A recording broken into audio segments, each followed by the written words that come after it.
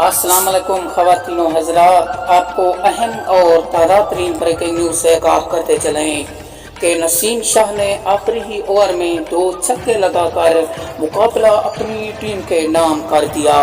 افغانستان کا جو غرور تھا وہ خاک میں ملا دیا۔ پاکستانی نسیم شاہ نے ایک اپنا نیا ریکارڈ بنا ڈالا۔ نسیم شاہ سے پوچھا بابر اعظم نے کہ تم نے آج تک کوئی چھکا نہیں لگایا، ہمیں تو پتہ نہیں تھا کہ تم چھکے بھی لگا سکتے ہو۔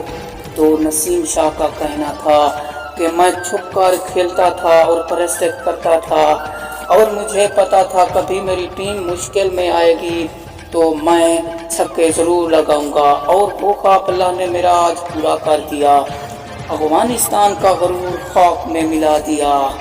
اللہ نے چاہا تو اور مقابلے بھی میں جتاؤں گا۔ 2022 ایشیا کپ اپنے نام کر دیا اور انڈیا اور افغانستان کو 2 چھکے لگا کر باہر کر دیا ایشیا کپ 2022 سے۔